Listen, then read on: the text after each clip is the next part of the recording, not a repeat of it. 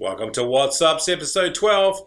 Mickey's taking a break right now, so instead we have me, Anthony Nicholson, and instead of sporting the dicky bow, I have the entrepreneurial cane. In this episode, Mickey has Mickey's Monster Movie Mashup, where him and a couple of CCRs sit down and discuss the comedy horror genre. So with that, let's go to it. Welcome back to What's Ups. Now, today we're having a brand new segment, and I have two guests with me today. The new segment is called Mickey's Monsters Movies Mashup. And the guest I have with me today, I know it's a really long name. That's great. It was alliterative. I wanted to make sure it was very alliterative. Lots of M's in there. So basically, this segment's going to be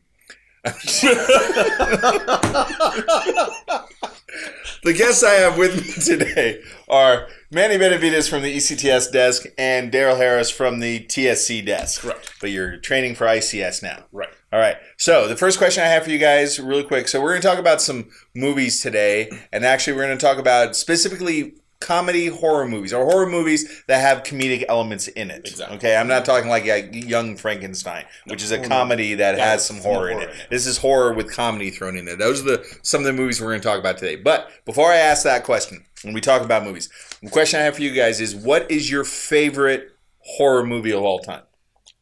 Poltergeist. Poltergeist? The original Poltergeist is, to me, still one of the scariest things I've ever seen. I saw the new one. It wasn't scary at all. It wasn't as scary, but sad. the first one, especially that music at that ding, ding, ding, ding, ding, and that clown and the tree grabbing the kid from outside. Yeah, I can't even look at scary old naughty trees like that. I couldn't look at like snow on a television screen for years because of that movie. Right. Well, Manny, how old are you? I'm 27. Yeah, have you seen snow on a television? No. See? Yeah. They got rid of it after that movie came out. They was like, we can't have snow anymore. 24-hour So, Manny, TV. stop talking. It's Manny's turn. Yes. What about you for favorite horror movie? Oof, I'd have to say The Conjuring. The Conjuring? Yeah. Nice. Yeah, it's pretty freaky. Now, ever since I saw it, I just can't look at abandoned houses the same anymore. I just no. I don't think I've seen The Conjuring yet. Hand claps. Oh, yeah. Oh no, I have seen The Conjuring. There's so many movies that are alike now. I get all the titles kind of confused. But as soon as you said the hand claps, I all right. So because you guys let me know your favorite horror movie, you actually get the special What's Up's Stranger Things Waffle Edition button. All right, and we'll talk about that in the closing as well too. How you can earn your own waffle button. But the real reason we're here today, we're going to talk about horror movies. We're going to talk about comedy or horror movies with comedic elements. And the first ones we're going to talk about is actually the Evil Dead universe. Because we had the original 3 movies. Right. We had that newer movie that was actually kind of straight horror. Right. Okay, and then we have the Ash versus the Evil Dead, or the Evil Dead television series also now. Really good. Yes, and it's hit really 2 seasons. Oh, yeah. So what I'm not sure if you guys have ever read Bruce Campbell's autobiography, If Chins Could Kill. He has a new one out, like Confessions of a B-Movie Actor or something like that. Right. But the first one talked about the original trilogy and how the fact that the first one was supposed to be a really serious movie. It was meant to be an actual horror. Yeah, it was meant to be an actual, and just ended up being funny by accident. Right. And that's I was going to mention that earlier because it kind of developed into a horror comedy, but like I said, didn't mean to be. Yeah. It just was funny because, the low budget practical effects, all those B-movie effects made it. We chuckle at it, but they were trying to do some real horror. Yeah. They were trying. Yeah. And then the second one, they were like, okay, the first one ended up being funny. Let's just kind of embrace this concept and do it right again. So really, it was almost the exact same storyline, the second movie. It was basically a remake of the first one. Yeah. I noticed that too. Yeah, and then I guess like a side fact too, I learned that a lot of like actors were like quitting and stuff, and that even like the producer himself had to play some parts just to fill in. Yes, because some of the, like you said, the low budget and everything, and I guess the contact lenses were really the bad and everything. What I really like about the new TV show that's out is they got a lot of those original actors back. Like his sister, Shelly was the one that got killed who was dating Scotty. Right. Cheryl, the sister, the same actress from the original movie, came back and played Cheryl again in the TV show. I love that. It helps that she's probably still acting and probably hasn't done a whole lot since. Yeah, and she's a lot older now. She didn't need nearly as much makeup. No, right. That's bad. That's really bad of us. Right. But no, if you're watching, just in case you happen to be moonlighting at UPS, we're sorry. We're not. We really love you.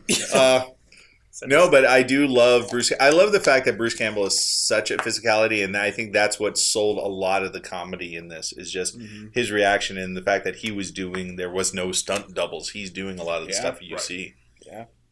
And you add that in with the practical effects, where it's not like hiding behind CGI. They're really throwing blood at things. Really, even in the TV show, they went back to doing all that. They were adamant about that. Gallons and gallons of that stuff. It makes a huge difference when you're watching it. Yeah. And when they're acting, because they don't have to pretend they're looking at that and being covered with blood. They're really covered with all this stuff. And I was in Evil Dead the musical here in Las Vegas. They made a musical version of this, of the movies and everything. I played Scotty, the best friend that died in the first movie. There was a lot of gore and blood, even on the stage production. I got to shoot fake blood out into the audience and cover people in blood. It was a really fun time. That sounds like fun. But they remade Evil Dead. They were trying to go for a new trilogy with the female lead this time, and I went and saw it with a bunch of my cast members, and I was laughing throughout the movie, just because I have a really sick sense of humor. One of my friends was sitting next to me. Was like, "Will you stop laughing? This is not funny." I was like the only person in the whole theater laughing at the screen, sort of situation. Right. It happens. That's what you want as a director. I want them to be laughing at my movie at the funny parts. Yeah. I don't think I was laughing at what was supposed to be the funny part. Right. That was the problem. So season 3 though of the Evil Dead is coming out. Which I haven't caught up on season 2. I'm halfway through season 2 and haven't finished it yet. I need to catch up on season 2 also. Wow, shame on both of you. Yeah.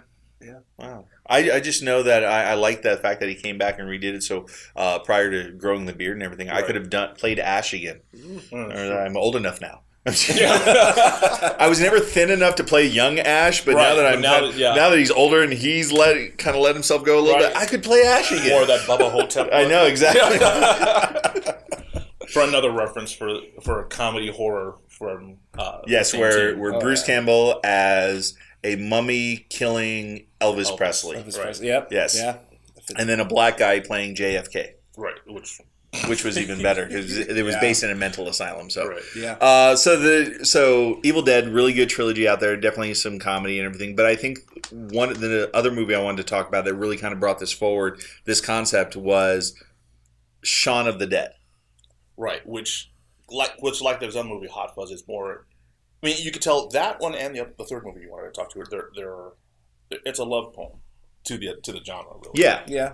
They said, you know what, we love zombie movies, we love these horror tropes. Let's do a love poem, an homage to those things, and it pulls it off well. Really, you have no idea what you're getting into when you first start watching the movie. I think I saw it for the first time on cable or Netflix and didn't understand what it was and got into it and was like, this is great. Oh yeah. What I liked about it is the fact I think people watching Shaun of the Dead were definitely like, hey, I could kill zombies now. Yeah. You're like saw Walking Dead. You saw I watched those shows and everything. You got to be tough. You got to Yeah. No, like especially I work in a call zombies. center. I just need a cricket bat. Right. No, I'm terrified of zombies. It's like an actual phobia. Like my family, they give me a hard time. They're like, why are you afraid of zombies? I'm like, well, really? Watch a zombie walk in the door right now and see how scared. My wife has the same phobia. I'm going to tell her the exact same thing. The exact same thing I tell her. Zombies aren't real. Yet. Which is fine. Yet. Which is fine. But if they ever come up, I will be prepared. So what was your favorite scene in Shaun of the Dead? Oh, man. Because usually most people have the exact same favorite scene. I just want to see if this is Mine true. Mine is the Killer Queen scene. The Killer Queen? Mm-hmm. Oh, okay. So where they're hitting the bar on her with the pool cues. That was pretty funny. Yeah, I'm a music guy anyway, so I loved that. I loved the cues. I loved the choreography of it and the song and just smacking the stomach out of some zombies. I like the fact that in that scene, the fact that the song was actually playing on the jukebox. It wasn't like a backtrack as the jukebox came on and they decided to go with it. Actually beating them in rhythm. How about you? What was your favorite scene from Shaun of the Dead? Same exact things. I love music. I'm a musician myself. I was just going in sync and everyone going at the same times, like choreographed. So I'm like, man, this is like, I love this. It's awesome. With both you guys liking music so much, I was hoping you were going to mention the other scene that involved music, kind of. And that was when they were coming back home the next morning. They were hungover, they were drunk, and they were like, they see the zombie shambling down the street, and they're just like, that was my favorite scene in the whole movie. I probably could just watch that scene on loop over and over again. Oh yeah. Well, that and the finale where it's all over. He sits down and plays video games and just hands his control over because that friendship. Yeah, Oh, exactly. Still hands it's it over touching. to him. Yeah, his friend, it's now a pet. Right. Yeah, it's just a pet. It's a great touch to the end of it. My wife has had me agree though that if that ever happens to some friends of mine, I'm not allowed to keep them as pets. My wife said the same thing. Yeah. What's wrong with wives not letting you keep zombies for pets? I don't even know what the problem is. Yeah, I don't have that actual ever problem. A wife or zombie pets? Either. Okay.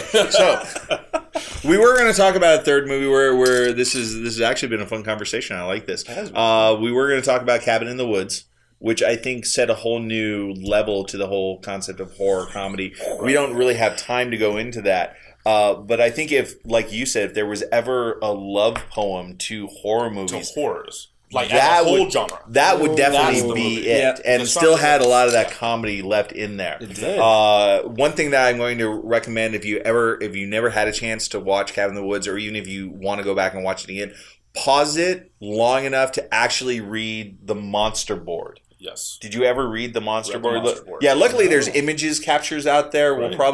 We'll probably I'd say we could find one and put it up on the green screen, but there's some words that we should not be showing at work, so we're probably not going to. But look it up on your own time. Some of the monsters there are so many different movies. Hellraiser, Evil Dead, just all sorts of horror movies just mentioned on that monster board if you alone. Want one that you can do for the screen, there's the screen caps of when they pull back and show all the cubes. Yes. That has all the different monsters in it. You can put that up, and there's so many Easter eggs in there. Oh, yeah. So many. A lot, yeah. So I thought that was really good. So that's it. I want to thank you guys for definitely joining us. We'll have more of these movie mashup conversations in the future. It won't be monsters. We're going to do some superheroes. We're going to do a romantic comedy one. Right. You guys would be more than happy to come back for the rom-com. Yeah. No. Or the superheroes. Or the superheroes. Yeah, I'm superhero or rom-com? What's your problem? I'm a huge fan of both. Okay, I think I know why you don't have the problem with the wife right now, that you chose superheroes over rom-coms. We're going to work on this for you. I do come to work with a bat mask and cape on. Okay, there you go. He does. All right. I want to thank you for joining us for this segment of What's Ups, and we'll be right back after this. That's it for the second season of What's Ups. I'd like to thank Manny and Daryl for joining Mickey in Mickey's monster movie mashup. And as part of our Stranger Things theme, we have a button for you to collect. On screen right now, you see our Eggo Waffle button. Thank you, Bridge. If you'd like to collect one of these buttons, simply comment below mentioning your favorite horror film, and the first 25 will get that button to you. Next on our agenda, we need a new co-host. So if you think that you have what it takes to be on camera, in front of it, not behind, then you need to email the people in the description for this video.